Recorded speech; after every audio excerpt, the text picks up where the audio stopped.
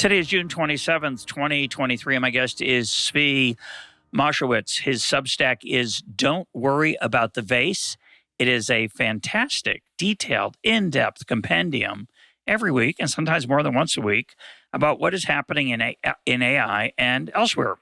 Our topic for today is what is happening in AI and elsewhere, particularly a piece that you wrote recently we will link to called The Dial of Progress, which by itself, regardless of its application to AI, I found very interesting. We're going to explore that in our conversation. Zvi, welcome to EconTalk. Honored to be here. First, on just the technical capabilities of where we are right now with AI, where do you think we are? So I think it's still very early days, right? Like, so AI has been advancing super rapidly in the last few years as OpenAI and others have thrown orders of magnitude more compute, orders of magnitude more data, and superior algorithms continuously at the problem, including many more people working on how to improve all of these things. The results of this recently with the giant breakthrough of ChatGPT and GPT-4, which is also used in Microsoft's Bing search, which is a tremendous jump in our ability to just talk with it like we would talk to a human, to have it be a better way of learning about the world, getting your questions answered, exploring issues than, say, a Google search, or in many cases, going to a textbook or other previous information sources. It's amazing at things like editing, translation, creating images for things like Stable Diffusion and Midjourney. It's very, very good at allowing us to do things like perform class, to translate styles, to allow us to understand things that we're confused by. And it's continuously learning, right? Every month we learn about new developments. Every week I have this giant list of, here's introducing these. There are people who compile the 100 new AI tools that you'll be able to use this week, and mostly they're slight variants on things that happened last week or the week before, but iteratively all these things improve. And so, now we're starting to see multimodal approaches where, not only can you use text, you can use pictures, and soon it will also be video. AIs are starting to generate voices more and more accurately. They can now match human voices very accurately on almost no data. They'll soon be able to be generating videos.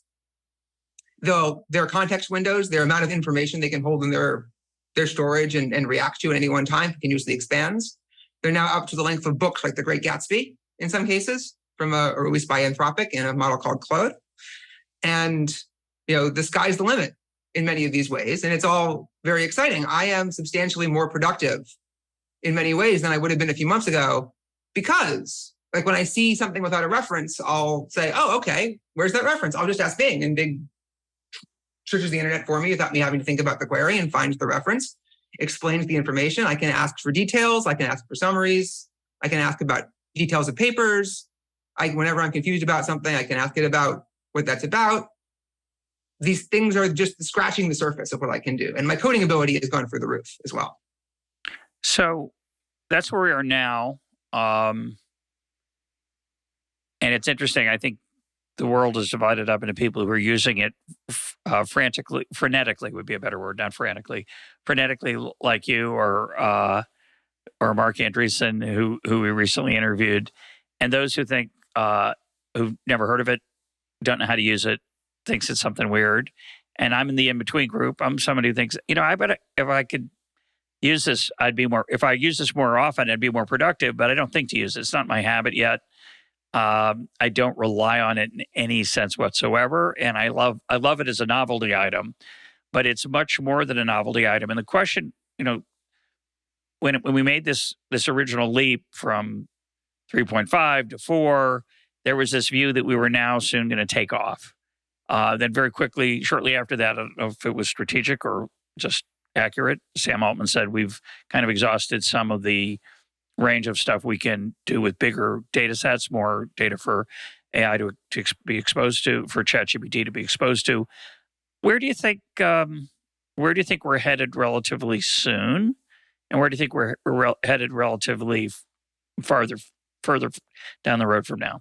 Yeah, I think that's an important distinction to draw. And also to keep in mind that what soon means is constantly changing. If you had told me 5 years ago about the pace of developments in the last 6 months or so, where every week I have this giant array of things to handle, just in terms of practical things you can use today, even if you exclude all the speculations about what might happen years from now.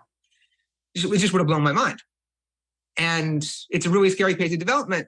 But what's going on is that as the promise of transformers and the uses of stacking more layers of transformers, which is the type of method of implementing AI and doing calculations within AI, has caused them to spend orders and orders of magnitude more money and gather orders of magnitude more data and use orders of magnitude more compute and more hardware and more electricity and so on to do all of these problems, they're starting to hit walls, right? So we've had Moore's law operating for many years. We've had hardware getting more capable and manufacturing more of it.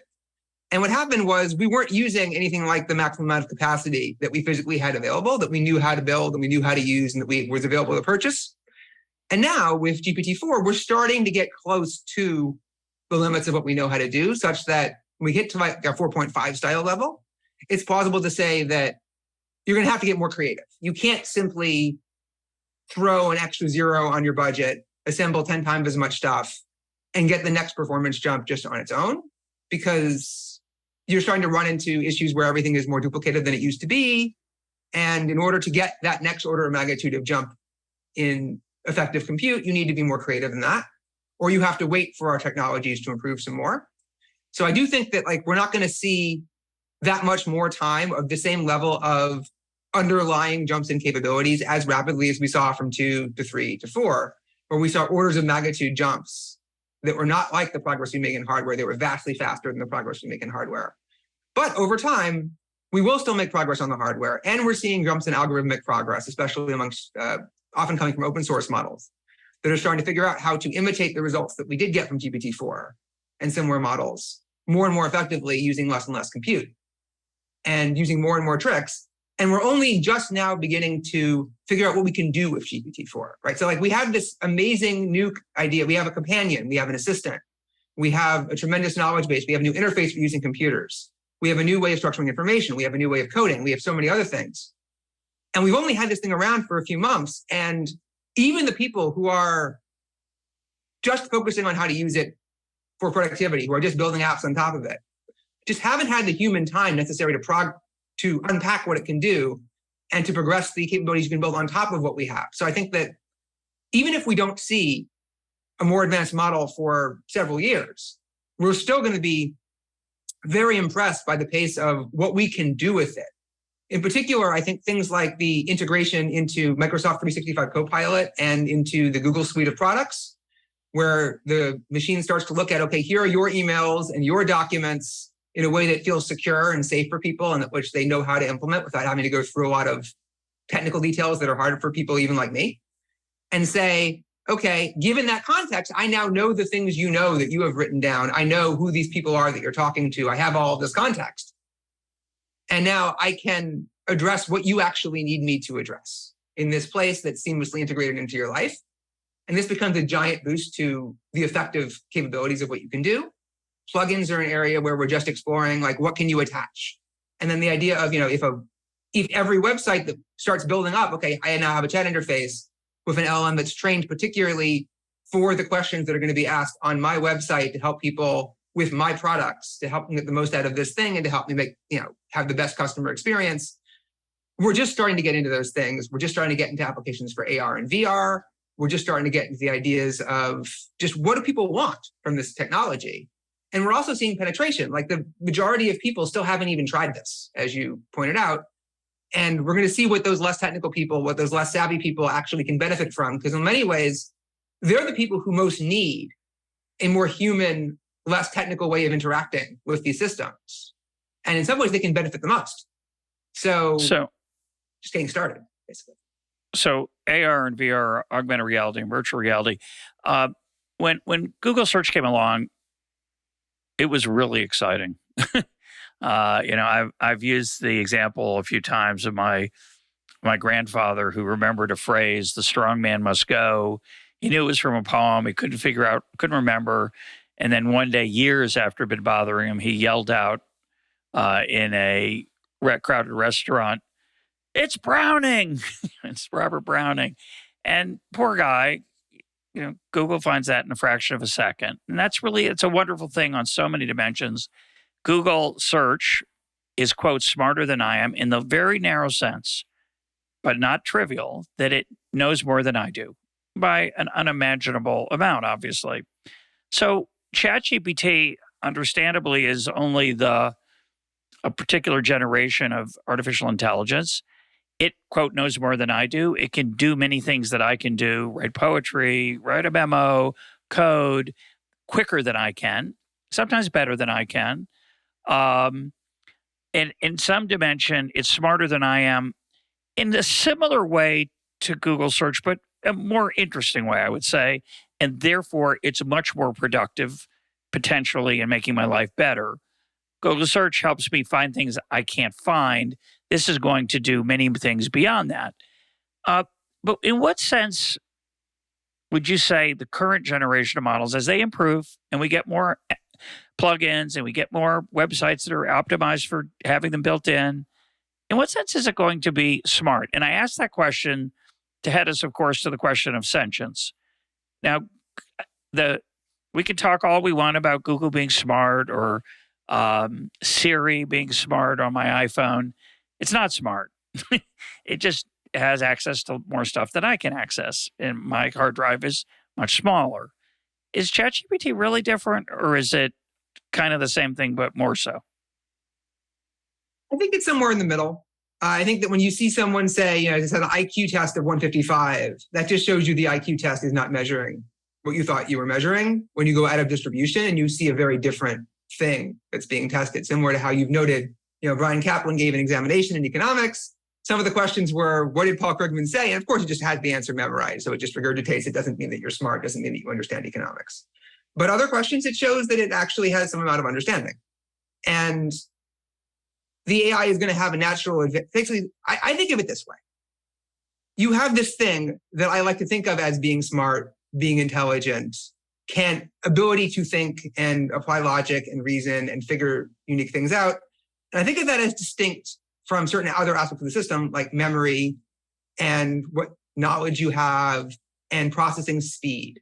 And so there are certain abilities that the system just doesn't have. And no matter how much data you fed into it, it would not be able to do these things unless it simply had so many close facsimiles in its training data that it was just doing so in a kind of imitative way that wasn't the same thing as doing it the way that a person who actually understood this thing would do it. And often people actually are, in fact, in this imitative style way themselves.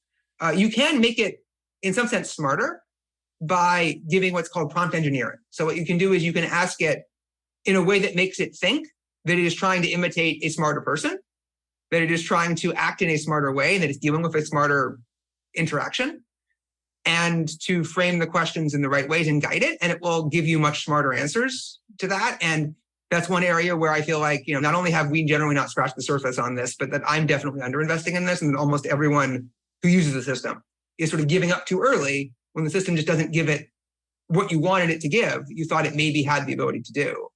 And then you just don't try, and then it ends up like you get disappointed and you move on, and then you don't realize that you could have put in more work. The same way with a human, if you ask stupid questions or you frame it in a way that makes them think you're stupid or that you don't want a smart answer, they're going to give you a stupid answer, right? And you got to ask the right questions in an interview if you want to get thoughtful responses, and it's the exact same thing. So I think that the current version is not so smart, but that it's not zero smart, and that we will see them get smarter as we see them expand over time.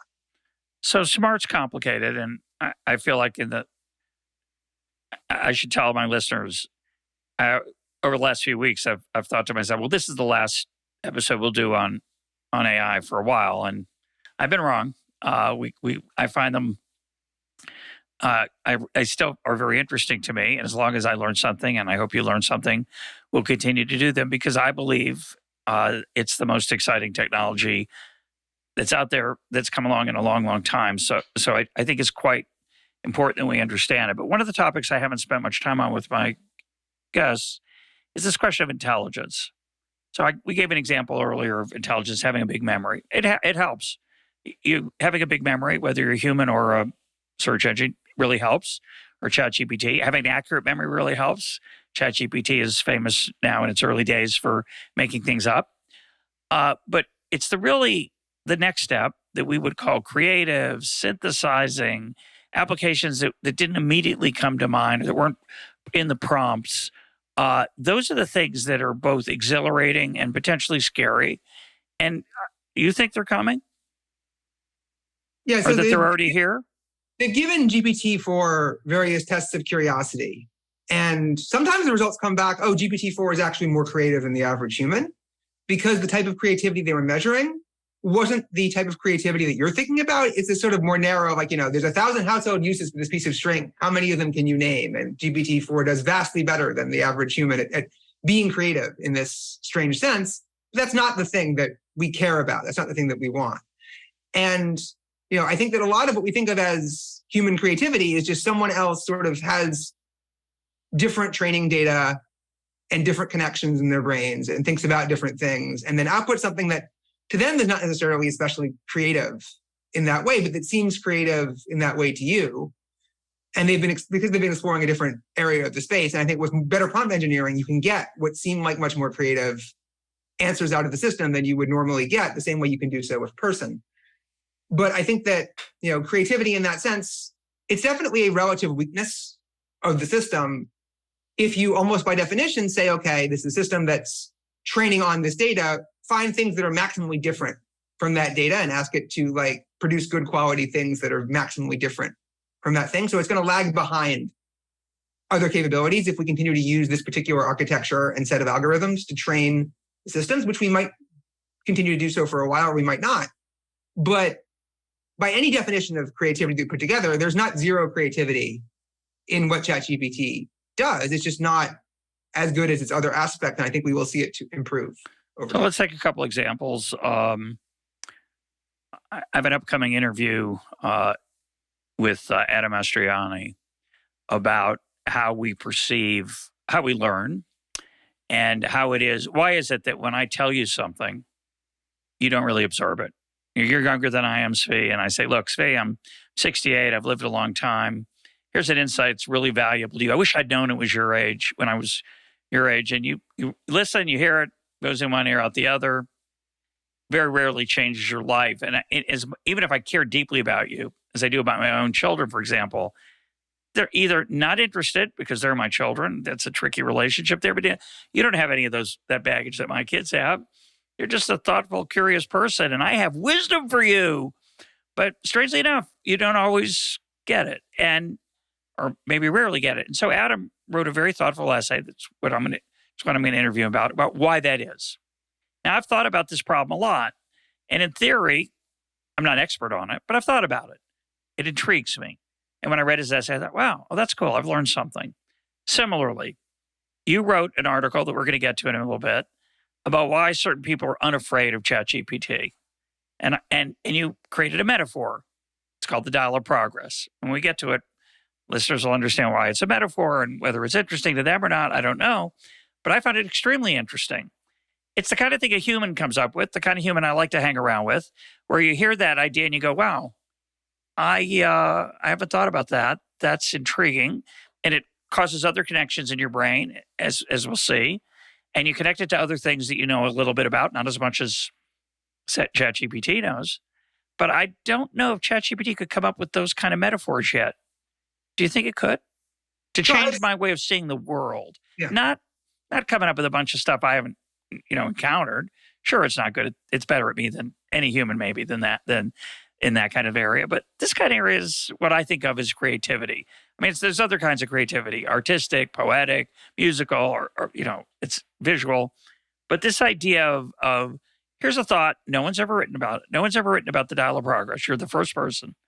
And I found it interesting. So that's why we're talking. Could ChatGPT do that? So right now, it definitely wouldn't do that spontaneously, right? If you didn't ask it for a metaphor, if you didn't say, I have this concept, I'm trying to think of a name for it, or I observed this particular phenomenon, is there some metaphor that would summarize it, that would help me think about it better? It's going to have no hope. If you use the specific prompting and lead it in that direction and ask it for what it might come up with, it might be able to get to something interesting. But I know the thought process, right, that led me to that point. And it actually involves some things that ChatGPT is relatively strong about. if it was directed in that position, and some things where it's relatively weak. One area, so like one of the things that ChatGPT is best at is what I call vibing. This idea of getting the overall sense of, like, if you look at the subtleties of the word choices that people made and the associations of the concepts that people were talking about, like, what type of feeling is this person trying to present to the conversation? What are the unconscious biases that are operating in people's heads? How are people like associating these things with other things? And what are they trying to invoke consciously or unconsciously by talking about these things? And that was a lot of like sort of the key path that I went down in the thought process that led me to this, was like, well, what's happening here? Because people seem to be doing things that I don't understand. And a lot of the response was, well, what's going on is that people are thinking about how other people will vibe based on the statements that they are making. And perhaps they are vibing themselves. And this is somewhat predictive in a sense of like how they're going to talk and how they're going to think, or how they're going to represent that they're thinking. And then I asked myself, okay, like, how does that, could there be an overall structure here, right? And that's the kind of synthesis that I think that GPT is going to have more trouble with. So did you use ChatGPT to help you generate that thesis? No, I didn't. Okay. All right. Just want to make sure. If you did, you remarked in a different essay than the one we're going to talk about that it's going to be kind of difficult to get people to mark or acknowledge that they got help from ChatGPT or any helper like it, because everybody's going to be using it soon. It's just not even going to be. It's going to be so normal. Is that an accurate assessment of what you think? I think that's right. I mean, everyone uses a spell checker, or almost everyone. And then they started introducing grammar checkers, right, which are a little bit more complex and are saying, well, I think this word choice is wrong. You should reconsider it. And the grammar checker is a lot less accurate than the spell checker, but I still find it net useful reasonably often. And then you get to this point where it's like, okay, you can feed your entire set of paragraphs into ChatGPT, and it will tell you if it thinks there are like refinements you can make, or there are points that are not clear, or something like that. And because of the way that my stuff is created and the cycle in which it has to operate and the extent to which it is constantly sort of forcibly shifting context in ways that make it very hard for a GPT system to follow, I don't actually take advantage of that. But if I was operating at a much more relaxed pace, I definitely would. And I think it's a sort of invisible, hard to define line where it goes from GPT is helping me express what I'm expressing, but it's helping me with the technical details of what I'm doing, which I think more or less everybody thinks is good, to this point where the GPT is actually sort of doing the thinking for you in some important sense and is generating the essay, where you would almost want to call GPT the author, or at least the co-author of the piece and not the editor. And that's where people go, oh, I don't want people to know this was kind of a GPT generated piece. So let's move to the dangers and fears that people have. Where are you on that? There's two facets to it I want to think about. One is just the extinction risk, which of course is in the air, and many people are very worried about it. The two guests I've interviewed, I think, were most worried about it early, Zudkowsky and Eric Hull. I found them very provocative. We have cheerier people, Tyler Cowen and Mark Andreessen. And although you haven't heard the Mark Andreessen episode, you know what he's going to say. We'll summarize it for you, but I'm pretty sure you've read and know what he's going to say.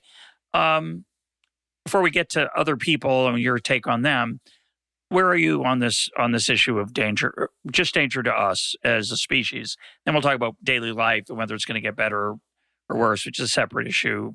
Came up in the episode that we released today with Jacob Howland, and we've talked about it with others. So I try to draw a distinction. Like, people used to talk about short-term risk versus long-term risk. And the problem with that is that what we call long-term risks are relatively short-term risks with some probability. So it gets very confusing. So instead, I talk about, extinction risks and mundane risks is the way I draw the distinction. So mundane risks is things like people will lose their jobs, or we will put out deep fakes and people will be confused by what is real. Or, people will lose meaning in their lives because the AI can do certain things better than they can, and they feel bad about this. Or, there'll be just shifts in the economy, and like people will not understand what's going on. And I am an optimist about those levels of risks on this very similar views in many ways to people like Cohen and Andreessen. And I think that, we have differences in details of models, but like what we're seeing now, I think is unabashedly good, right? In the same way that bringing more intelligence, bringing more optimization power, giving humans more abilities and letting them loose has generally been the greatest boon to humanity. And I expect us to be able to handle these things. And I think that there are a lot of jobs waiting under the surface, that there's a reason why the unemployment rate sticks so low is because there are so many things that we want to do. We don't even have to find the new jobs. The new jobs are just waiting there for there to be workers for them for an extended period, and we're going to be fine. However, in the longer term, what we're doing is we're creating new entities that have more capabilities than us, are better at optimizing for whatever goals or whatever optimization targets they've been set at, that are going to become at some point smarter than us in whatever sense that we talk about.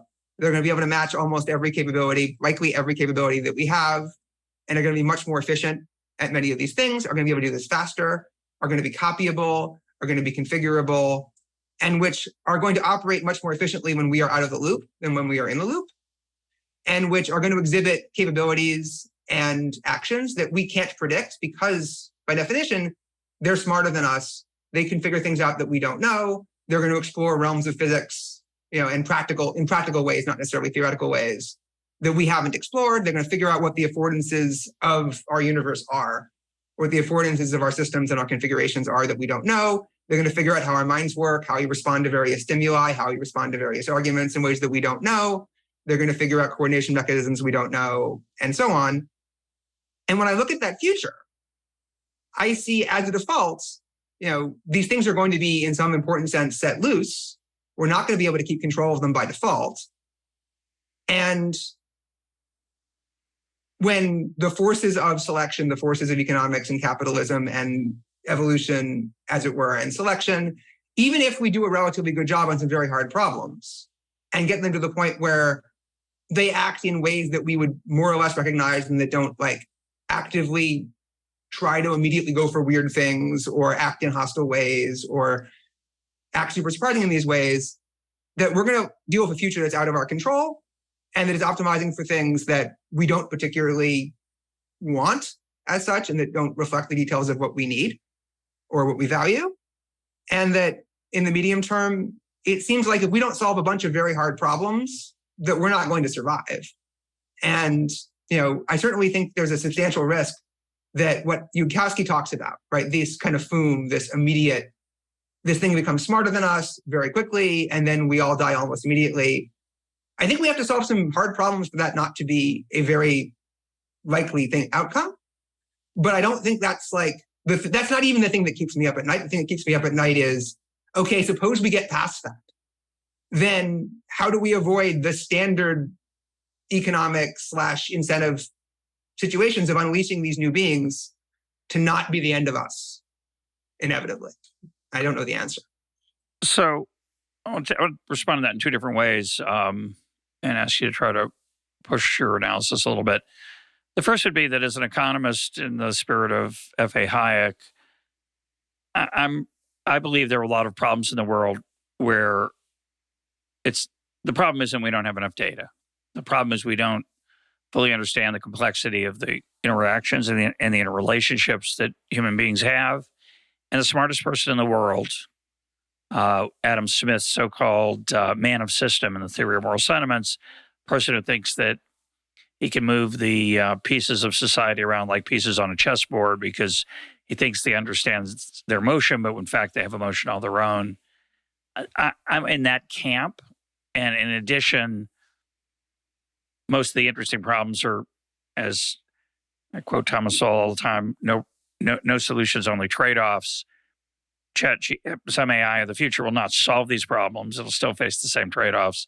And there's no simple answer. You could program an answer into it. It wouldn't be a meaningful answer about better unless you were. I just can't imagine that. It doesn't mean it can't happen, but I can't imagine it. So I wonder. So I think there are fundamental limits on its ability to either make the world better or control it in an authoritative way.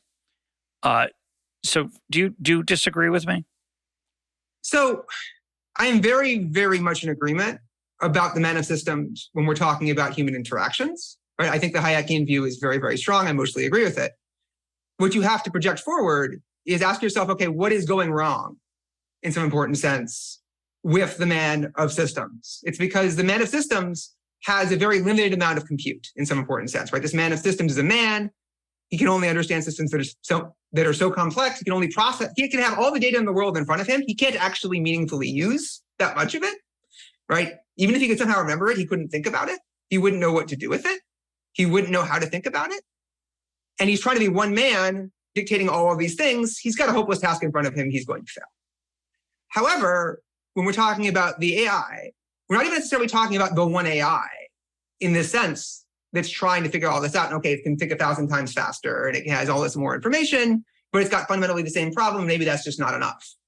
What we're talking about is instead, I am a Hayekian citizen trying to optimize my little corner of the world, but there's also this other AI amongst many other AIs in this potential future, right? And that AI is being trained on all the data that I would look at to try and figure out this corner of the world, except it can process so many more details than I can. And it can look at so many more connections and it can process so many more of these things. And it can think in many of, it can simulate all the different local calculations in the way that I would, and it can operate only locally, right? In this sense, right? Now, it doesn't necessarily have to think about the bigger picture, and it can come to a more efficient, better solution to my local problems than I would.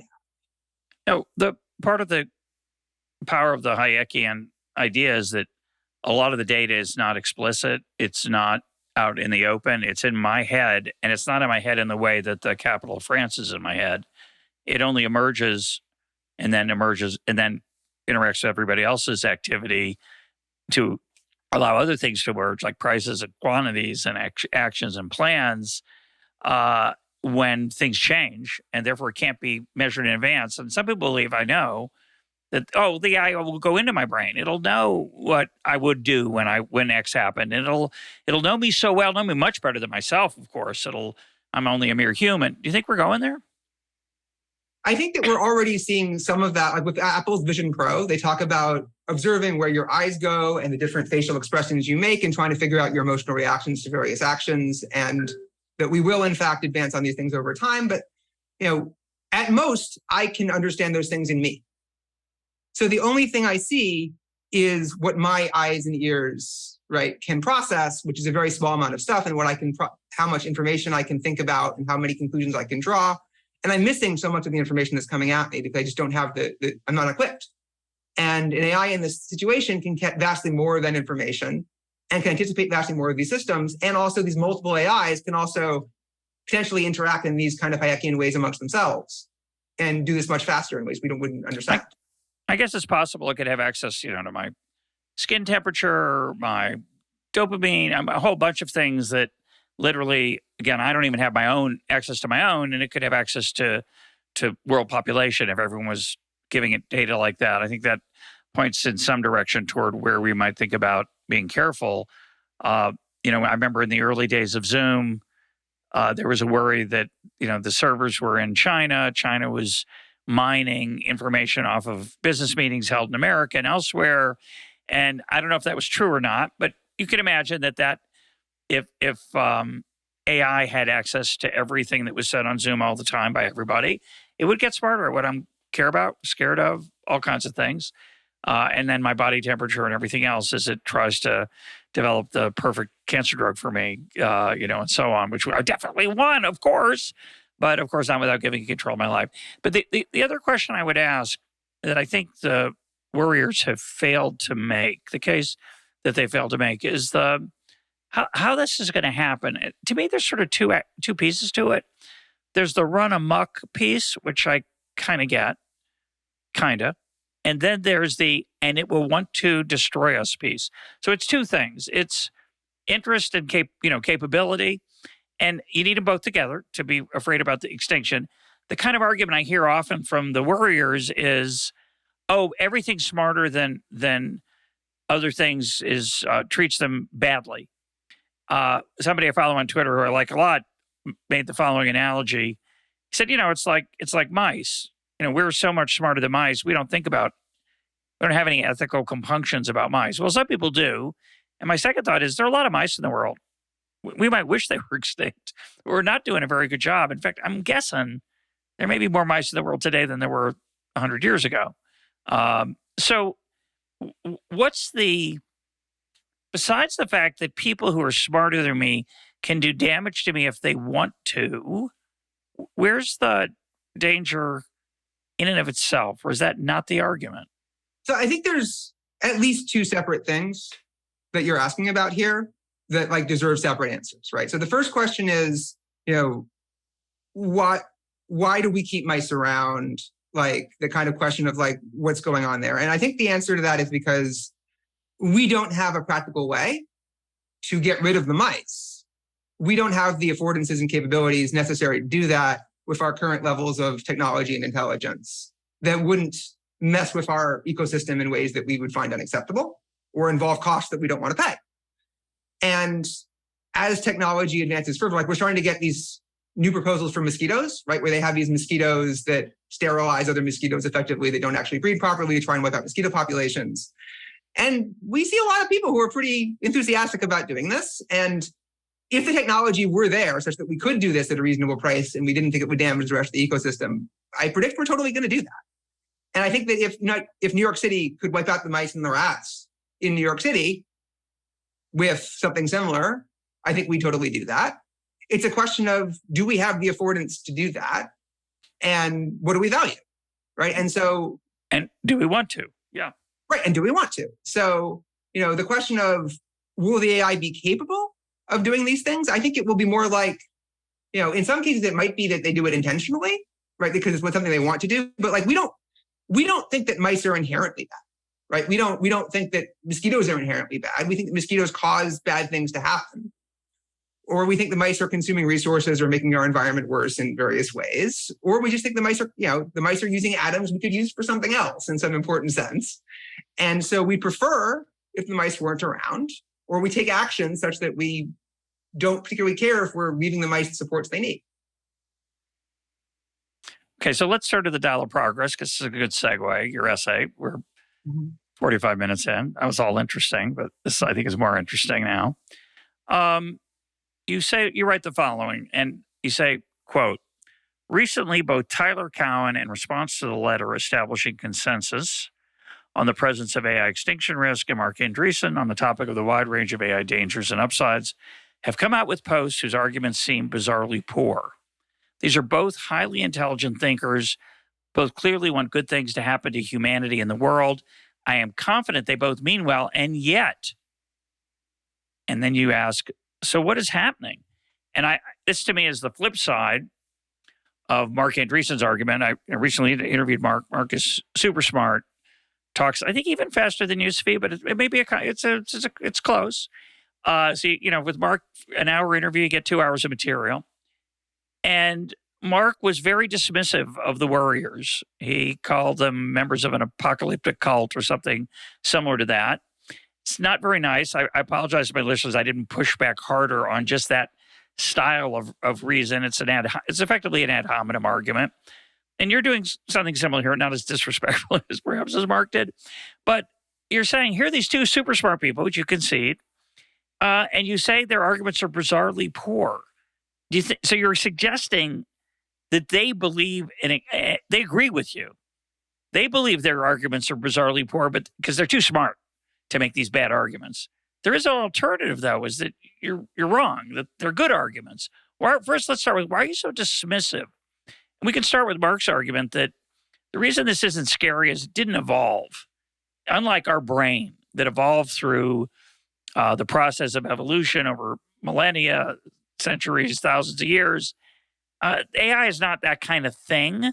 And so it's not the same kind of intelligence. Do you find his argument just wrong? Do you think that's a poor argument?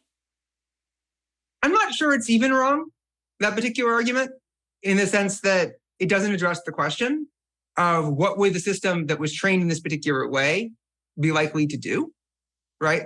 Natural selection just says that the things that act in ways that cause their components to exist in the next generation to multiply themselves, we'll see more of them. And certainly, we're seeing very close cousins of that in reinforcement learning. And I know that Mark understands these principles very well. And the idea that, if we unleashed AIs on the world, the ones that successfully gather resources, the ones that successfully get humans to copy them or allow them to be copied, the ones that we use and that maximize their metrics, those we'll see more of those. And we'll use more training systems that lead to more of those outcomes than we'll use less of the ones that lead to less of those outcomes. And we will see these kinds of preferences for survival and reproduction in that sense will definitely emerge. But also, this is a failure to engage with the many very detailed arguments that I'm sure, again, Mark is very familiar with about the fact that we will give AIs explicit goals to accomplish. These goals will logically necessarily involve being around to accomplish those goals and having the affordances and capabilities and power to accomplish those goals, and such that the behaviors that he's talking about will inevitably arise unless they are stopped. And we're not talking about Mark arguing we might not be wiped out by AIs, right? Which is a perfectly reasonable point of view, and I totally agree. We're talking about Mark saying we couldn't possibly, right? It's a logical incoherence. And similarly, Tyler's argument is you haven't made the reason you're trying to scare me. You're trying to uproot our way of life. You're willing, this is Tyler speaking, you're willing to do incredibly violent things to people who continue to work on AI because they don't think it's as dangerous or they don't care. And you haven't given us a model. You haven't told even a plausible story that could allow us to test whether this is really something to be afraid of.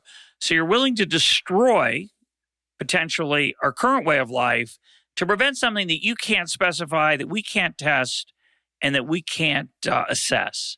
How do you answer him? So I would say simultaneously that you are mischaracterizing what we are requesting and what we are saying needs to happen.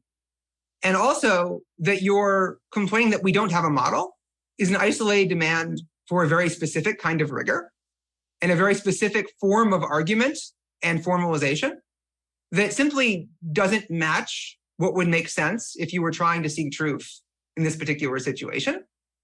And that if you tell me more about specifically what you mean by a model, I can potentially give you a model, but that we have broad uncertainty about many of the details. And he likes to draw the parallel to the climate models when he talks about this, right? He talks about, give me a model similar to these climate models where you have these 70 different inputs of these different aspects of the physical world, and then we run them through a physics engine over the course of 50 years, and we determine what the temperature is and what this does to the polar ice caps and what we do all the other things. And that results in this distribution of potential outcomes that then people can talk about. And then, certain technical people are convinced by this, and I think it drives the actual conversation around climate change remarkably little compared to other things, but it provides a kind of scientific grounding that, is helpful for someone who actually wants to figure out what to think. And my answer to that is that when you're talking about inherently social, inherently intelligence-based dynamics that surround things that are inherently smarter than yourself, with a lot of unknown technological capabilities of areas we haven't explored, we don't know what is and isn't possible, and a lot of uncertainty, that creating any specific model here wouldn't actually be convincing or enlightening to very many people. That if you, Tyler Cowen, gave me a specific set of assumptions that you have for how this would go, I can model that for you. And I can explain why I think that under your set of assumptions, we are in about this much danger from this particular sources and that we would have to solve these particular problems. But it's just a mismatch to many of the problems that we face. And, I've been trying to understand, tackle this problem. I've spent a week's, effectively of time trying to figure out how to do something that might actually address this question in a way that was satisfying, because it's not, the world isn't fair. I have to try and convince people on their own terms. And it's been very difficult to figure out what would be satisfying, because as Eliezer opened his interview with you, right, by asking, well, different people get off the train at different places. They have different objections. And I found this to be overwhelmingly true. And so, if you don't tell me which model I'm building to explain which step of this thing, then I have to build 40 different models. And I can only build one at a time. So help me out here. Yeah, I'll just say for the record that when you started addressing Tyler's objections, I actually thought you used the word you, and I thought you were talking to me for a moment. And I had a a weird physiological reaction that I'm sure when I have my ChatGPT, my AI chip built into my brain would automatically sense it. And you might be able to hack into it. You would have realized, oh, I better reassure him. Anyway, that's along the lines of the things you're talking about before. So I want to put for the moment Tyler and Mark as human beings to the side because obviously we don't really know what is driving them. But what's interesting about your piece is that you wrote, you made a claim that there's a strategic reason that they're optimists. And that strategic reason may not even be realized by them. So again, I don't want to speculate whether Mark or Tyler are in this group literally or figuratively, but I think it's a really interesting argument about how one might think about marketing, social change, strategy, lobbying, progress, and so on. So talk about the dial of progress and why it applies here. Yeah. So the dial of progress concept is that, we as a society collectively make this decision on whether or not we're going to encourage and allow in various senses, including social allowances and legal allowances and regulatory allowances. Are people going to be able to go out and do the things that they locally think are the right things to do? Are they going to be able to develop new technologies? Are they going to be able to build new buildings? Are they going to be able to lay new roads? Are they going to be able to build power plants? Are they going to be able to deploy new ideas, new business concepts, anything across the board? Or are we going to require permissions? Are we going to say that, if you want to take this job, you need to get a license for this job? If you want to build this road, you need to clear it with the following 100,000-page reports for NEPA. Are you going to be able to build an apartment building? Or are you going to need to get community feedback and have 57 different veto points and 5 years of waiting if you want to open an ice cream shop? And over the years, we've moved from a United States that was very much on the, you go out there and there's an open field and you do more or less whatever you want to do as long as you don't harm someone else or someone else's property, to a world in which vast majorities of the economic system require detailed permissions that are subject to very detailed regulations that make it very, very hard to innovate and improve.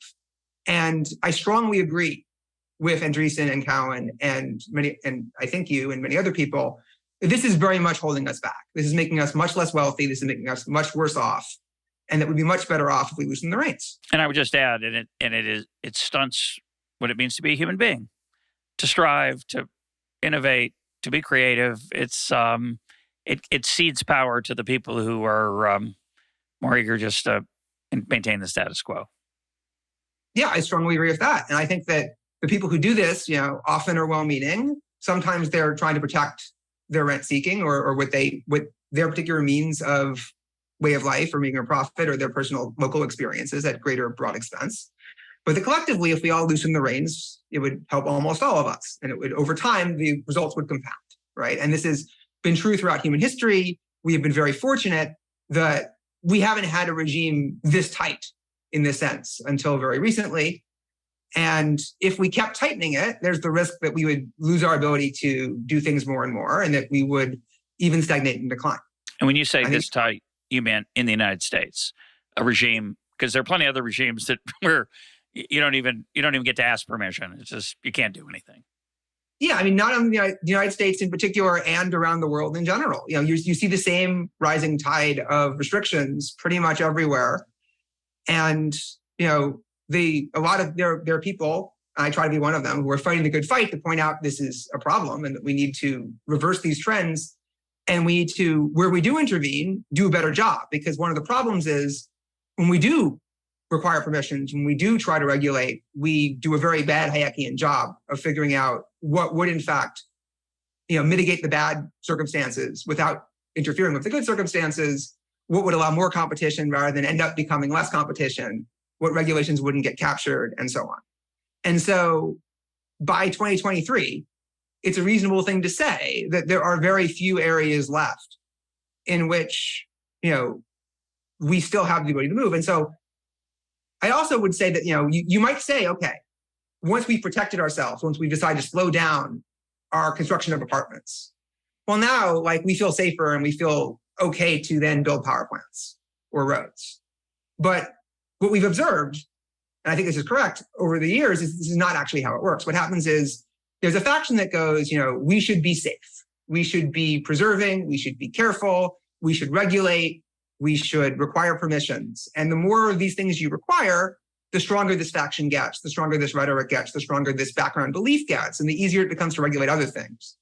And the more free we are, the more permissions we we don't have to ask for, the more things we do, the more people see the benefits of this approach, the more people understand what it can do for them, and the more they have the expectation that it's only normal to be able to go out there and do useful things, and the more progress they make. So I said, and then the question is, well, okay, so if I see a particular thing that I want to restrict, right? This is a standard libertarian style thought.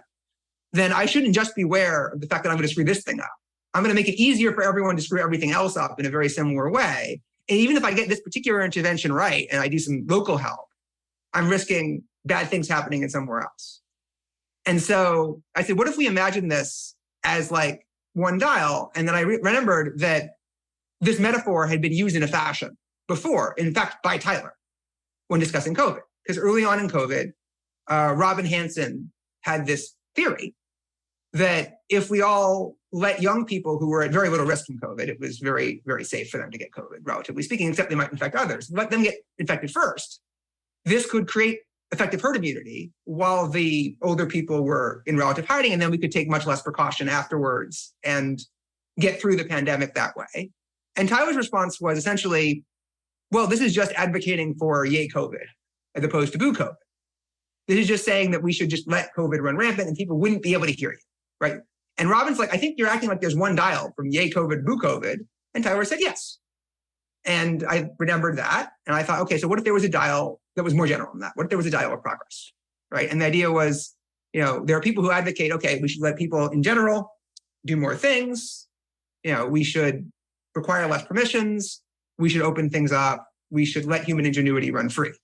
And there are people who say, no, we should keep a close eye on things. We should regulate them. We should require permissions. And then, what if you thought that one of the major dangers to humanity right now in terms of being able to sustain and expand the civilization and make, life worth living was that we've moved the dial too far down, right? I made sure to make it up, down, and not left, right to avoid confusion because it's not a partisan issue.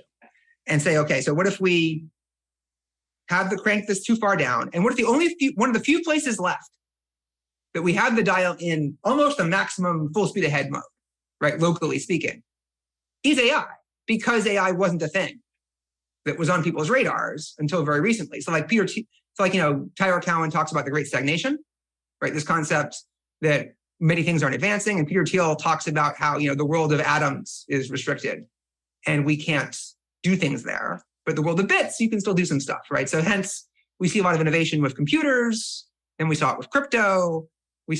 But why are so many intelligent, driven people getting into crypto? Well, it's because they can't be out there building power plants, right? They don't see opportunity there. They'd love to, but instead, this is the place they can go. So that's where they go. And so now it's AI, right? And AI has tremendous promise to restart economic growth, to provide more human intelligence, to make life a richer, better place, to solve our other problems, even potentially prevent other extinction risks. And so if you want to let us proceed forward, if you want to give us a chance, what if our only chance is AI? Right? If one of some important sense, we've lost this war everywhere else. And if we also restrict AI in this way, if we lock down AI, what if there's nothing left? And this just shuts down our last hope. And that in and of itself is kind of, an existential threat, even if it's not extinction as such. What do we do about that?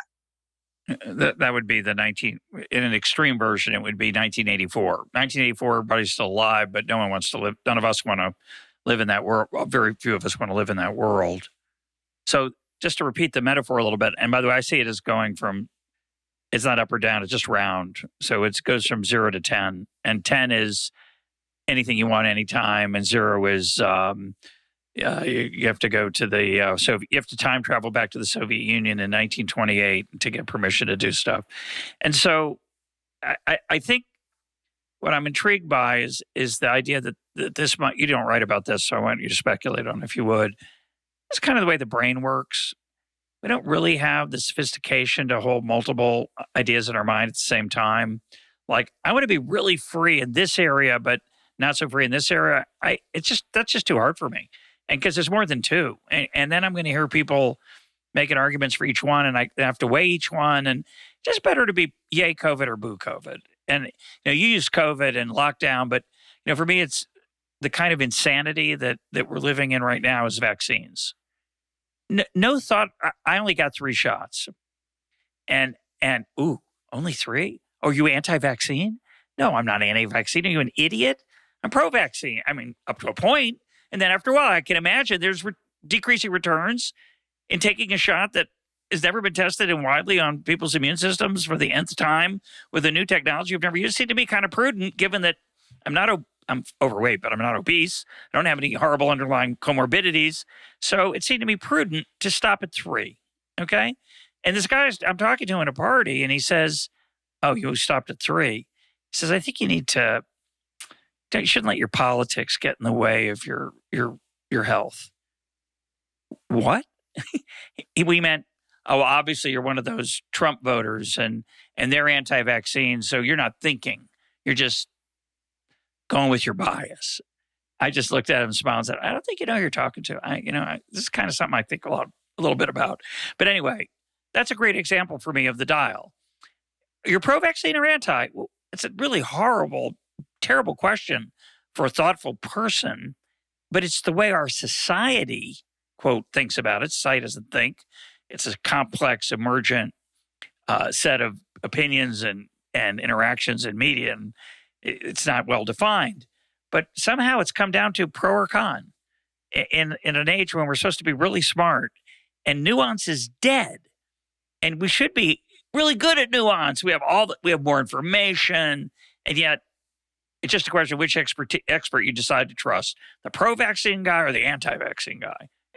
And of course, part of the problem is that being pro or anti as opposed to nuanced gets you attention, you get more clicks, you sell more ads. There's a lot of return to being unnuanced and very little return to being nuanced, other than that you might be right. You'd understand there are trade-offs. So I find this a very common and potentially very useful way of understanding why things that don't make any sense are actually maybe sensible. Yeah. So I think of this as, sort of our brains evolved with very limited compute, very limited ability to think about things in detail, very limited ability to process bits of information in ways that, AIs will often have more affordances in these areas. But in order to be able to reasonably process information, especially in places where our major goals evolving was to avoid tail risks, to avoid dying, or to avoid being driven out of the tribe, we evolved these kinds of shortcuts and heuristics and associations. And that's just how the human brain inevitably works. And my guess is it's actually better than it used to be. And we just have higher standards now. We see the possibility of being able to do better. But that, common discourse has always, in some sense, been thus. And as a result, yes, absolutely. Like with COVID, I wrote a column before I was writing about AI. I was writing about COVID because that was what was on my mind. And I did it first because I think writing is how I learned to think about things. It's how I understand things. I wrote it so I could understand it. And then I wrote it for other people because other people were getting benefit out of it. And, the entire time I was definitely trying to, I'm not yay COVID, I'm not boo COVID. I'm trying to particularly figure out what would actually work. And this is something that has a very niche audience, right? It's definitely an acquired taste that some people can handle and most people can't. And I accept that. But if that's true, and if you want to influence public policy, you have to understand that and you have to adapt your messaging and your strategy to that situation. And so someone could reasonably say, okay, you are saying boo AI because you see extinction risk. You see a very huge extinction risk if we don't take a very narrow particular set of interventions. But all anybody's ever going to hear if you call for a particular narrow set of interventions is boo AI, and they're going to do a completely different set of interventions. And even you agree those interventions are bad. Those interventions are going to prevent us from unlocking this amazing potential that we all agree AI can offer us to improve our lives in the short run.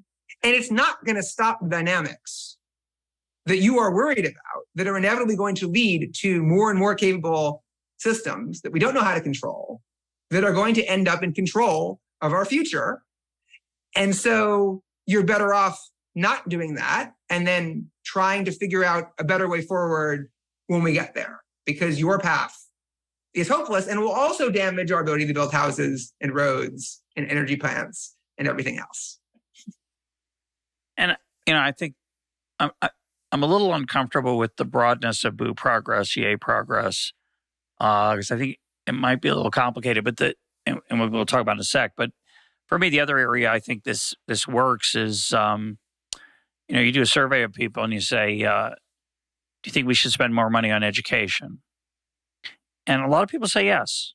And they don't know how much we spend on education. They've never looked at a study of whether it's effective.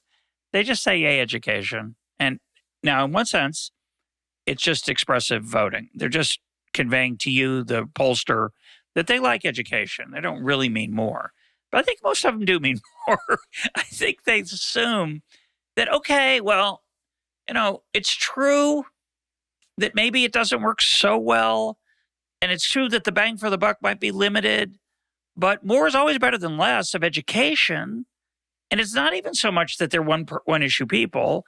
They have lots of issues they want more of, and they don't have to worry. They don't ever think about whether there's a budget constraint or limited resources. Just that I want that to get a vote. So yeah, more education, more fill in the blank. More of what I care about, and that's what the political process is going to listen to.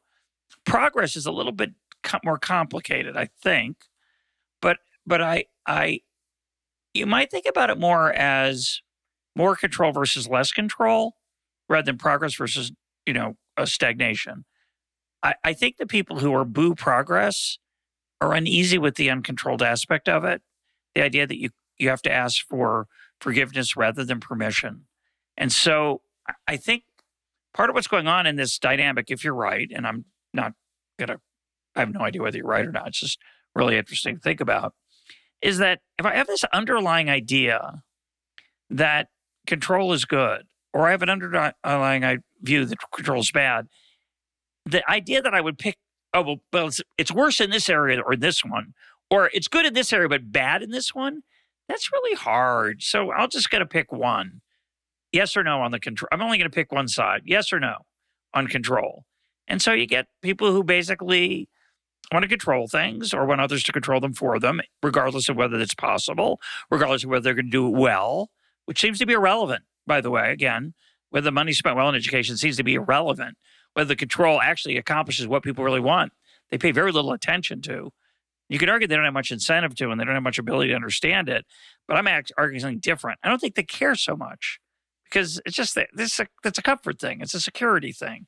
So what do you think of that idea about that it's more of control than progress, no progress? Yeah, I don't think people are actually saying boo progress any more than they were ever saying yay COVID, right? I think that that's the opposite. If someone's called you anti-choice or anti-life, people would say that's not a good characterization of my position. And they would both be right. That's not how I think about myself. So for the education people, I do see exactly this mistake. If you look at sources like Piketty and other people who model education as an input, they often literally just say, these people have more education because they were more inputs, because you spent more hours, more years in a school, you have more human capital. Infuriating. Infuriates me.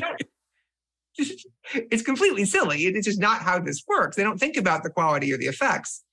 And similarly, I think if you ask people, are you in favor of control? Are you in favor of restrictions? They would say locally sometimes yes, once they talk themselves into that. But mostly they would not generally say that. They would say things like they're pro-safety or they're pro-responsibility, right? They'd use their own words. And that's how they think about this. Or, they're against, risk, or they're against, recklessness, or, they might have various levels of sophistication of arguments. And sometimes they have good arguments, and sometimes they just use broad emotional heuristics and everything in between. But it's this tendency, and one of the things that happens every time, one of the first things people say is, well, we don't let you carry we don't let you use a nuclear weapon. So why should we let you do that? Or we don't let, if you don't let someone build a house, people can say well, why if you can't even build a house, why are we letting you If your hairdresser needs a license, right? If a pilot needs 1,500 hours of time to fly in the air, which they obviously don't, then, well, clearly any job you want to do, you should have to ask permission of the state. That's just the standard that we've set. And then it becomes the baseline of the argument that we have to make, right? And this becomes a very, very difficult prior to overcome. Yeah, that's a very sophisticated version of this that I absorbed from your essay. And maybe because I misread it, or maybe because it wasn't as fully developed as you're developing it now. And the idea that I'm going to take the logic of my application here and then apply it somewhere else. I don't know if that's true, but I really think it's provocative and interesting to think about. What kind of reaction have you gotten from it? So I know that Tyler specifically thinks that this is not what he is doing. And then we're planning to talk and hopefully figure things out more, because I want to understand, and I try to respond to many of his ideas in specific detail, and I do want to understand whatever's going on there, and to the extent that he's making these mistakes, hopefully figure out how to go forward the most productive way possible. Mostly people have seen this as a very interesting proposal, something to think about. I've had a mostly positive reaction. I haven't seen a reaction from Marc Andreessen, but the only other response I saw, serious response to him, was from a man named Dwarkesh Patel, who runs the Lunar Society podcast, who wrote a very thoughtful point-by-point response, which was the first thing at first I thought I would write similar response. And then I said, no, it doesn't make sense, because if somebody is not actually, if the load bearing is not in the individual points, if somebody is not looking to actually have good logic that they examine carefully and figure out the understanding, then addressing their individual points just doesn't address their cruxes. It won't be convincing, right? So it's not the right thing, but Dwarkesh did the service of responding point by point and pointing out many of the conceptual problems in the essay, pointing out why many of the arguments don't really make sense the way they were spoken in detail. And the response that Marc Andreessen did was to block him on Twitter almost immediately and otherwise say nothing. And that was about, that tells me what I need to know. I would love to engage in detail, with such people and actually talk about these disagreements in any form, but it's difficult. Do you think there's any tribalism involved in these early days? I mean, regardless of which side one is on in these issues, and people ask me all the time, so where do you come down? I said, I'm a little worried. I'm more worried than I was a year ago, but I'm not scared, and maybe I should be. So I'm open to that. That's not very helpful. It's not what anybody wants to hear. And I wonder how much of where people come down on this issue is a tribal identification with people making kind of arguments along the lines of what you're saying. That I'm going to sympathize with Tyler, say, or Mark, because I am kind of pro-progress. Not kind of. I've always been a huge advocate. And I'm going to be in that group, and I'm going to look for ways to feel good about it. And maybe that's what I'm really doing if ultimately I come down on the side of let's let it rip. And I do think I've always, when I was younger, I liked to believe that people looked for the truth.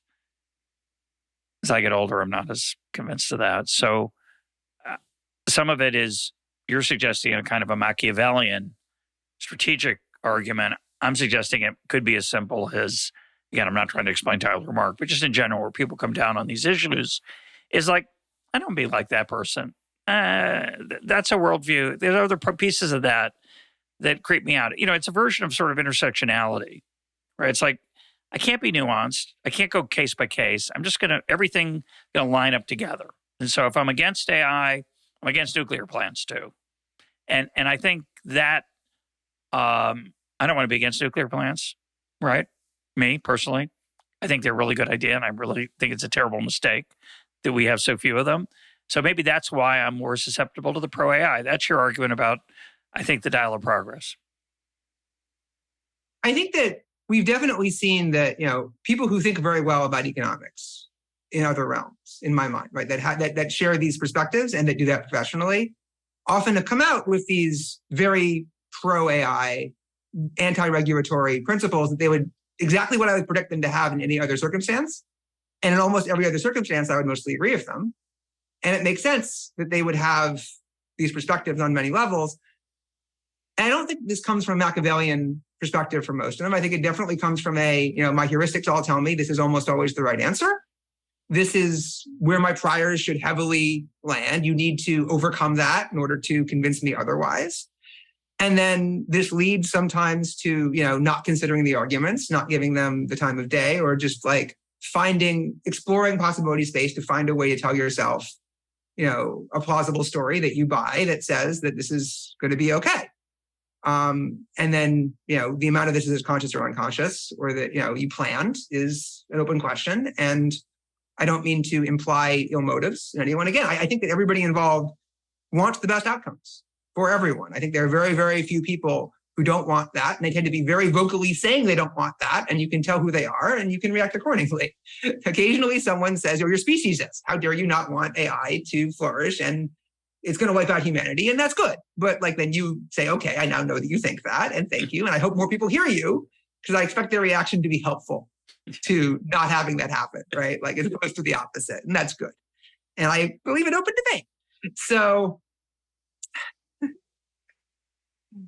when I see these reactions, but I also noticed that the people who've thought long and hard about the risks, the extinction risks from artificial intelligence from long before the current boom in AI, and who are the loudest people advocating in favor of doing something about extinction risks, so focusing on extinction risks, they tend to also have come to these realizations in the economic sphere much more than most other people.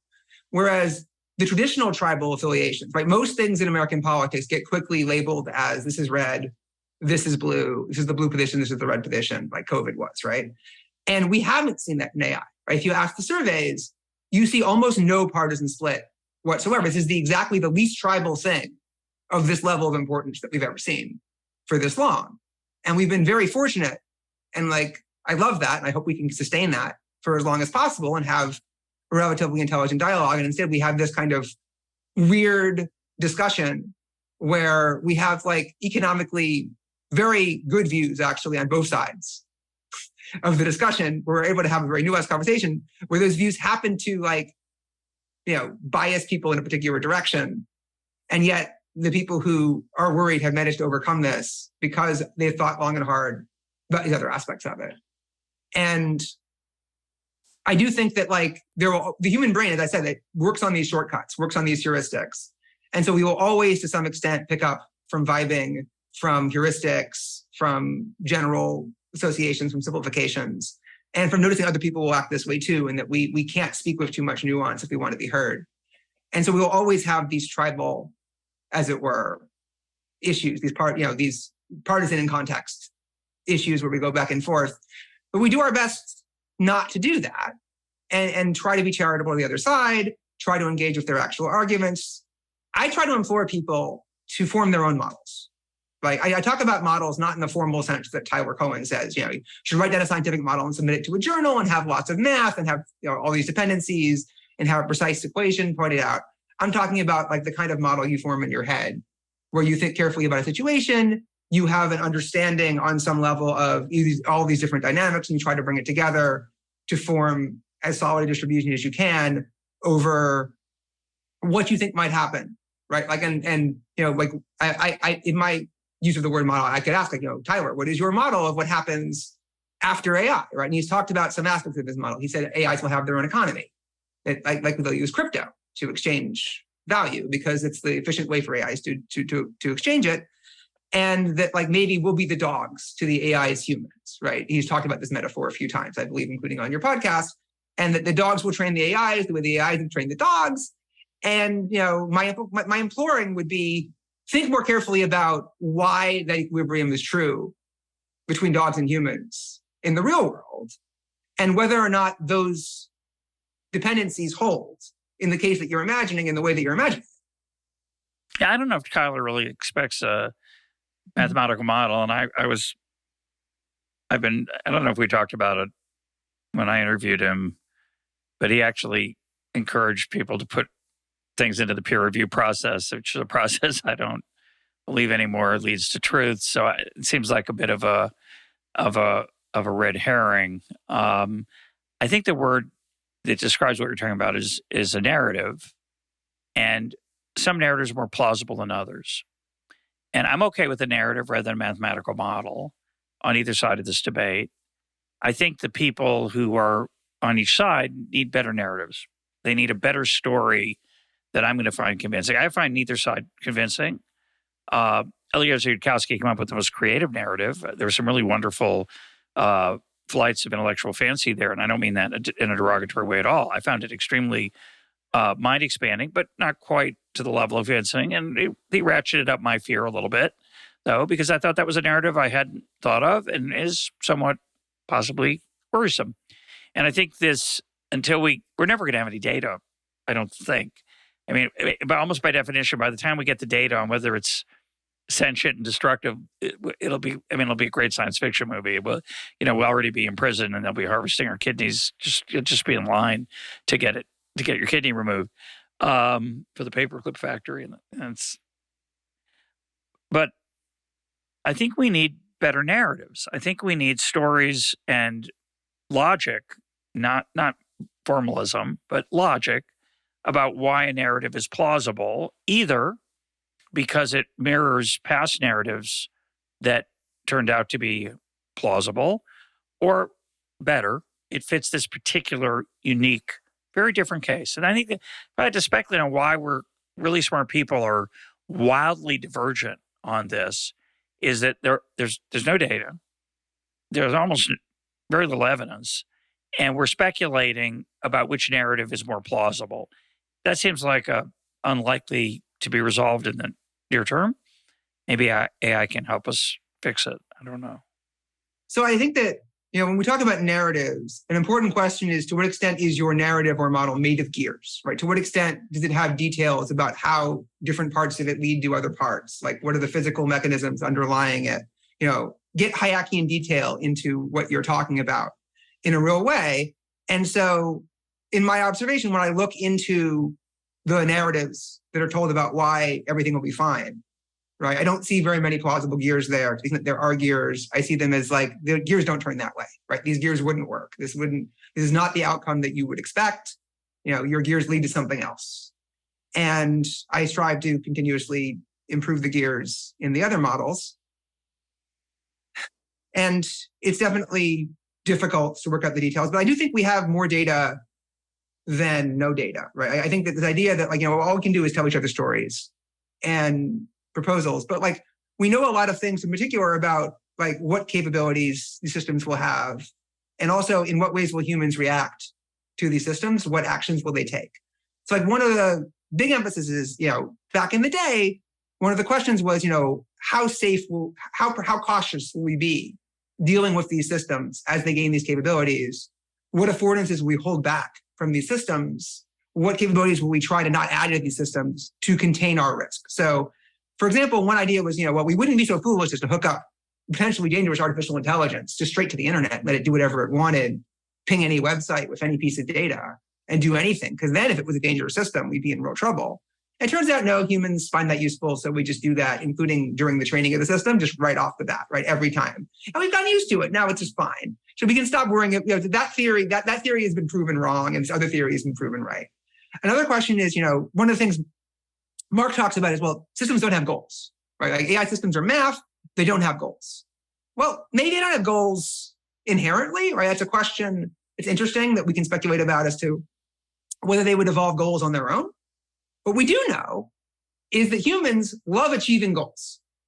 And that when you give an AI system goals, it helps you achieve your goals, right? At least on the margin, to starting out, people think this. And so we see baby GPT and auto GPT and all these other systems that it turns out for 100 lines of code, you can create the scaffolding around GPT-4 that makes it attempt to act like it has goals, right? To take actions as if it had goals, and to act as a goal-motivated system. And it's not great because the underlying technologies aren't there, and we haven't gone through the iterations of building the right scaffolding, and we don't know a lot of the tricks, and it's still very, very early days. But we absolutely are going to turn our systems into agents with goals that are trying to achieve goals, that then create sub-goals, that then plan, that then ask themselves, what do we need to do in order to accomplish this thing? And that will include like, oh, I don't have this information. I need to go get this information. I don't have this capability. I don't have access to this tool. I need to get this tool.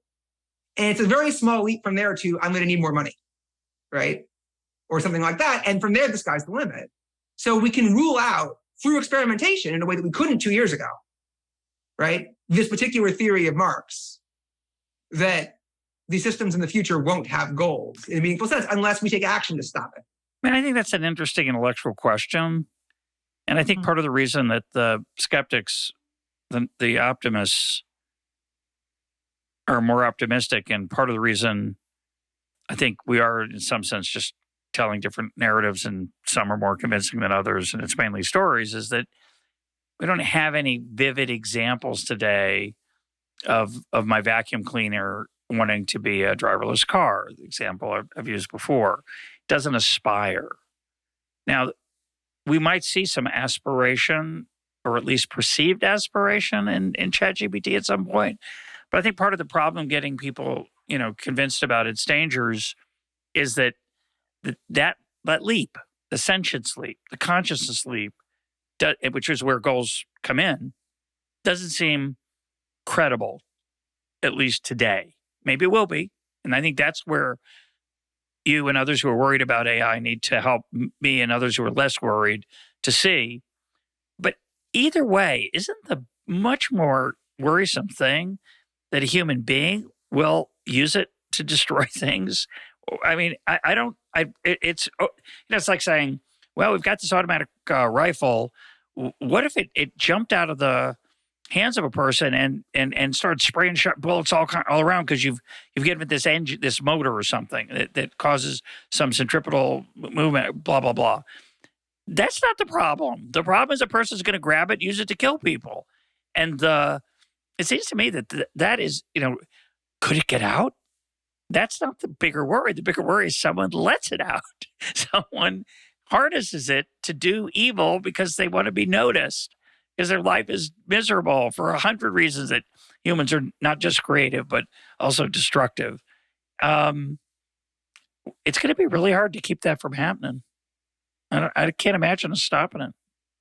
So I think in the short term, that's absolutely like the only risk, right? Like in the next month or the next year even, right? Like if AI does harm, it's because some human directed it to do harm.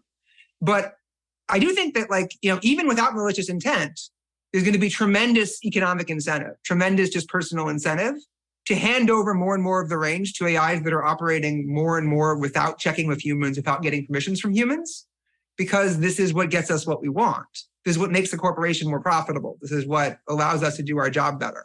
This is what just achieves all of our goals, right? And so, and a lot of these goals are going to be maximalist goals. They're going to be like things like, maximize profits for the corporation. And so with these AIs, on the loose in this sense, even without malicious intent, we're going to have a serious problem because the AIs are not at this, it's going to be they're going to be competing and they have to keep each other in check. And you have the obvious externality problems that arise in these situations that they're not going to internalize and so on. Yeah, well, we just did this episode with Mike Munger on enforcing the obedience to the unenforceable. And it's this idea that norms are a very powerful way that we restrict things. And I started to say, well, yeah, I can't really expect AI to have norms or ethics. People are talking about ethics, give it ethics. Man, just program ethics into it. Like, that's easy. But if people are right that it's going to have some sentience, it could develop norms, maybe. But why would develop norms that would be good for humans? It would be hard to argue, it would seem to me. Yeah, the problem is that, if it develops norms that make it less competitive, that make it worse at getting the human that's operating it what they want, that human is going to select against those norms. Yeah. And so it's not going to go the way that we want, even if we get this kind of lucky, right? That some of them happen to evolve these norms. We'd have to do it intentionally and carefully. We have an interesting situation. So AIs are really, really bad at observing norms that they don't actually get rewarded or punished for observing or not observing, but they are also very good at actually obeying the rules if you tell them they have to obey the rules. And so this middle ground that was talked about in that episode gets completely destroyed, right? You can move a lot more things into the rules set, right? Things where the human knows the speed limit is not actually 65. The human knows it's actually 72. And the human knows in the situation you're supposed to break the traffic laws because that's silly. Whereas the AI literally cannot break the traffic laws, right? It has a restriction on it. It's like, nope, never allowed to break the traffic laws. It will never obey any heuristics or norms because some of those norms, including some norms that actually break the technical law. And so the human old solution doesn't work at all anymore, right? And so our old human solution of norms breaks that entirely. I also really appreciated when you have AI in the brain, everything is in some way a metaphor for the problem. And so this idea of, Marx writes this huge thing about how capitalism is terrible. We're going to overthrow it. We're going to create this communist utopia. And then he writes 5 pages that are completely vague about what the communist utopia is going to be. And, similarly, we have many other people who do similar things. And that to me is like AI is another example of this, where a lot of people are saying, we're going to build this amazing AI system that's going to have all these capabilities. And then we're going to have this brave new world where everything is going to be awesome for us humans and we're going to live great lives. And then they spend 1 paragraph trying to explain what are the dynamics of that world, right? Like, what are the incentives? Like, why is this system at equilibrium? Why do the humans survive over the long run, given the incentives that are inherent in all of the dynamics involved? And that's, if we've done a lot of the hard work already, that I think, is going to be very, very hard and that I'm not confident we will successfully do. But let's say that we do it. We're going to align the system. Well, what exactly did you do when you aligned the system? What did you tell the system to do under what circumstances? What rules is it applying? It can't just be a bunch of fuzzy human norms that just sort of come together. Have you gamed out what happens after that? When you put all of these new entities into the system and then let normal dynamics play? And the answer is that, if they have answers to these questions, they're very, very basic, simple models, that have no detail to them that, whenever I try to flesh them out, I can't. I don't know how. The part I like, one of the things I like all of that we just said. I think that's really interesting. But I've noticed in the last 6 months, 12 months, must be a European Union thing or some U.S. law that came into effect. There's a lot more websites asking me if I want cookies. Now, deep down, I think cookies are kind of creepy and dangerous and allow some surveillance that I'm not excited about. But I just take the cookies. Darn it. I want the website. I want to get to the answer. I'm in a hurry. And I think the really good science fiction, Brave New World 2.0 is going to be exploiting that human desire for ease, comfort, productivity, whatever it is, goals that as you mentioned. And we're not going to worry so much as individuals. And it's going to be hard to get people to rein the whole system in. So I think we're headed there. I'm not sure the quality of life will be better. I've been skeptical. I don't know if you've heard it, but certainly of Eliezer, and I got a word in about it with Mark, which again hasn't aired yet. But intelligence by itself doesn't have a great track record, in my view, in human affairs. More, some rather than none, great. A lot rather than a good amount, very mixed record. Now, maybe this will be different, but that utopian story in and of itself, forget the existential risk part, I'm not convinced of. I'm not convinced of the fact that, if we turn to it for parenting, say, or our, romantic advice, I'm not sure that's going to make us feel better as humans. It might make us feel a lot worse. And I talked about it a lot with this episode that came out today with Jacob Howell, and that, some of our most human skills are going to atrophy. Maybe it won't matter. But I do feel like it's time to put seatbelts on, folks. We're going to get into a very bumpy ride, and it's coming very much in our own lifetimes. Oh, definitely put your seatbelts on. Everything is going to change. A lot of these norms and ways of doing things are going to fall away, and things are going to, we're going to have to adopt to the new world. I think with atrophying, different humans are going to have a choice to make, because we're going to have to decide what are the things we're going to pursue for their own sake or because we don't want to atrophy them, and what are the things that we do want to pursue. Another thing that I think is interesting with intelligence is this idea of sort of a shift in how you do something, right? So like GPT right now is often doing something with an imitative way. It's doing something in a less intelligent way than we are, right? We're doing something where we understand the underlying structure of the system, and then we think about it logically, and then we figure out from very little data, with very little memory, with very little compute, what the answer is. And the GPT just brute forces this through vibe and association and correlation, because that's the way that it currently works. And then over time, it hopes to approximate that. And then as it gets better, it moves to another system. And humans often have the same thing, where like you start by imitating the sounds and physical actions that you see around you, and then you slowly understand the underlying structure. And then suddenly it snaps into place. And now instead of just like trying to vaguely imitate the jazz sound you're hearing around you, you can start improvising and making real jazz, and you start to understand the thing, and then it evolves from there. And then there are many of these leaps we make. And that what's often going to happen is, we have a certain way of doing things that is not the most efficient way of achieving things, but it's the more efficient ways are well beyond, like they require a leap in a phase shift in how we understand things. And that as the AI gains its capabilities, it's going to start doing these phase shifts. They call this grokking in training, as I understand it, where the loss function says that like you're not doing a very good job. You're doing a pretty lousy job at figuring out what you're supposed to do here. And you keep on doing a slightly less lousy job, and then suddenly, wham, and the system gets much better at it. It's called grokking. It's a system for you to understand, right, in some sense. It developed a different way of understanding things. And humans do this as well.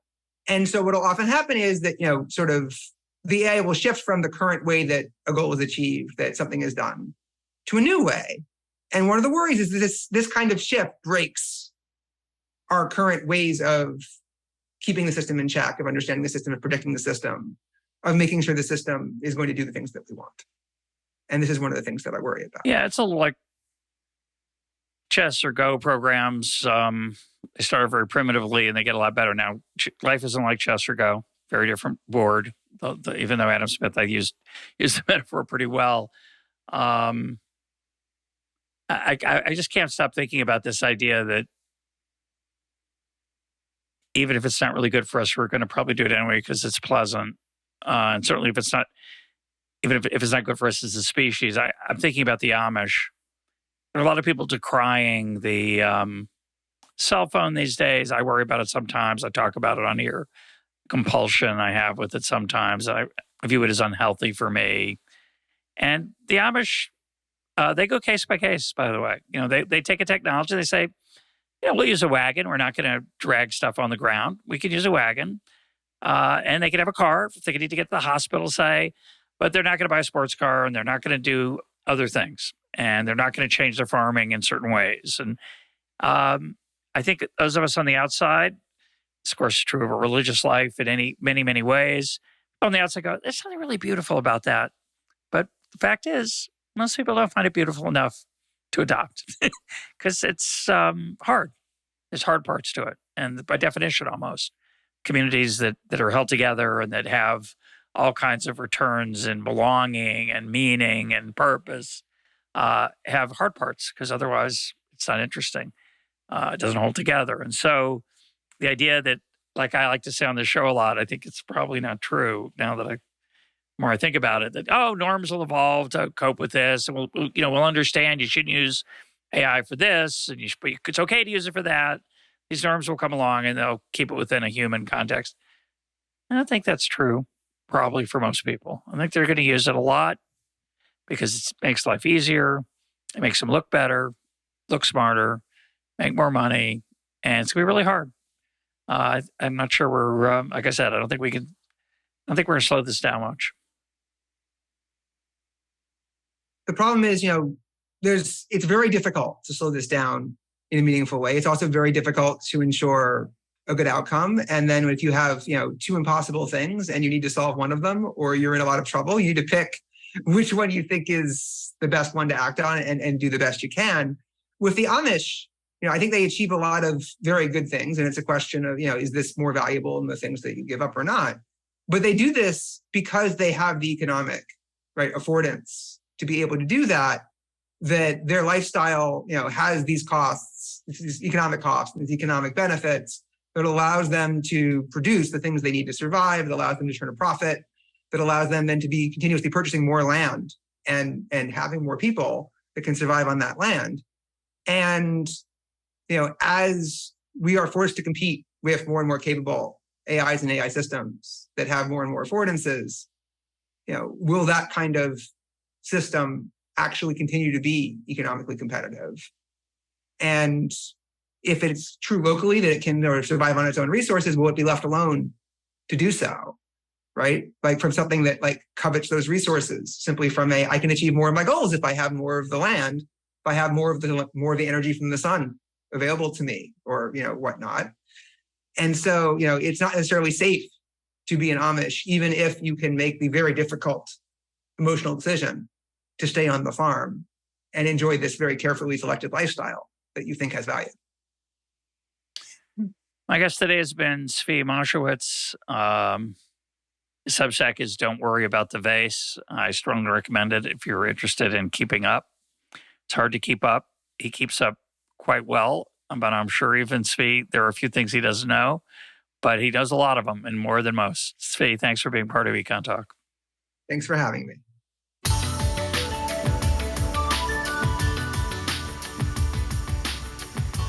This is EconTalk, part of the Library of Economics and Liberty. For more EconTalk, go to econtalk.org, where you can also comment on today's podcast and find links and readings related to today's conversation. The sound engineer for EconTalk is Rich Goyette. I'm your host, Russ Roberts. Thanks for listening. Talk to you on Monday.